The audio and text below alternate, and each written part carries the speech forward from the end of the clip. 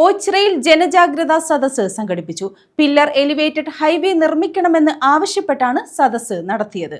Ochira pillar elevated highway action കൗൺസിലിന്റെ നേതൃത്വത്തിലായിരുന്നു പരിപാടി.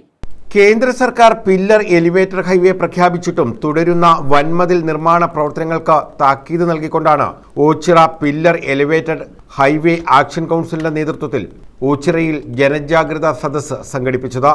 നിർമ്മാണം കമ്പനി നിർത്തിവെക്കാത്ത പക്ഷം നിർമ്മാണം തടയുന്നതുൾപ്പെടെയുള്ള സമരങ്ങളുമായി മുന്നോട്ടു പോകാൻ ആക്ഷൻ കൗൺസിൽ തീരുമാനിച്ചു.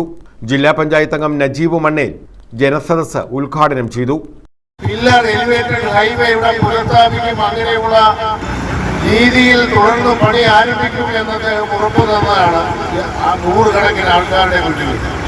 2 മാസത്തോളം നമ്മൾ വെയിറ്റ് ചെയ്തു. ഇന്ന് അദ്ദേഹത്തിന്റെ പാർട്ടിക്കാർ മണ്ണിട്ട് നികത്തുന്നതിനെതിരെ സമരവുമായി വന്നതായിട്ട് അറിയാൻ കഴിയും. എന്ത് തന്നെ ആയാലും പ്രതിബദ്ധതയില്ലാത്ത രാഷ്ട്രീയ പാർട്ടികൾ ഈ സംസ്ഥാനത്തും നമ്മുടെ പ്രദേശത്തും.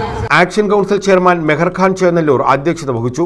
ചൈന വൻമതിൽ പോലെ മണ്ണിട്ട് പൊട്ടിക്കൊണ്ടിരിക്കുന്ന ഈ ഒരു ദേശീയപാത നിർമ്മാണത്തിനെതിരെയുള്ള ഒരു വലിയ സമരമാണ് പില്ലർ എലിവേറ്റഡ് ഹൈവേ സമരം. എന്നാൽ ഈ സമരത്തിന് പിന്തുണ പ്രഖ്യാപിച്ചുകൊണ്ട് കേന്ദ്രത്തിൽ നിന്നുള്ള റിപ്പോർട്ട് കിട്ടിയെങ്കിൽ പോലും ദേശീയപാത അതോറിറ്റി ഈ നിർമ്മാണം മുന്നോട്ട് കൊണ്ടുപോയിക്കൊണ്ടേയിരിക്കുകയാണ്. അതിനെതിരെയുള്ള ജനകീയ പ്രതിരോധ സദസ്സാണ് ഇന്നത്തെ ഈ ജനജാഗ്രതാ സദസ്സ്. ഓച്ചിറയെ സംബന്ധിച്ച് ലക്ഷക്കണക്കിന് ആൾക്കാർ പങ്കെടുക്കുന്ന അനേകം സ്കൂളുകളും അതുപോലെ തന്നെ വിവിധ വ്യാപാര സ്ഥാപനങ്ങളുമൊക്കെയുള്ള ഈ നാടിനെ, പ്രത്യേകിച്ച് നൂറ്റാണ്ടുകൾ പഴക്കമുള്ള ഒരു ക്ഷേത്രത്തിനെ ഇല്ലായ്മ ചെയ്തുകൊണ്ടുള്ള ഒരു വ്യവസ്ഥിതിയാണ് ഈ പാത നിർമ്മാണം മൂലം ഇവിടെ നടന്നുകൊണ്ടിരിക്കുന്നത്. ഗ്രാമപഞ്ചായത്ത് പ്രസിഡന്റ് എൻ കൃഷ്ണകുമാർ മുഖ്യ പ്രഭാഷണം നടത്തി. പഞ്ചാബ് നാഷണൽ ബാങ്കിന്റെ പടിഞ്ഞാറുവശമാണ് ഏറ്റവും വലിയ ചെറുപ്പ് പ്രദേശം. പക്ഷേ അവർ ടെസ്റ്റ് നടത്തിയതെല്ലാം ഏറ്റവും ബലമായ പ്രദേശങ്ങളാണ്. തൊട്ടടുത്ത ദിവസം തന്നെ അവിടെ മണ്ണിട്ട് നികത്താനുള്ള പ്രവർത്തനങ്ങളുമായി മുന്നോട്ട് പോവുകയാണ്.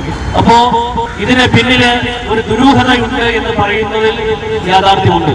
കായംകുളത്ത് എലിവേറ്റഡ് ഹൈവേ വേണം, പക്ഷെ അവിടെ ഇന്ന് വരെ പണി തുടങ്ങിയിട്ടില്ല. കരുനാഗപ്പള്ളി എലിവേറ്റഡ് ഹൈവേ വേണം, അവിടെ മണ്ണിട്ട് നികത്തുന്നില്ല.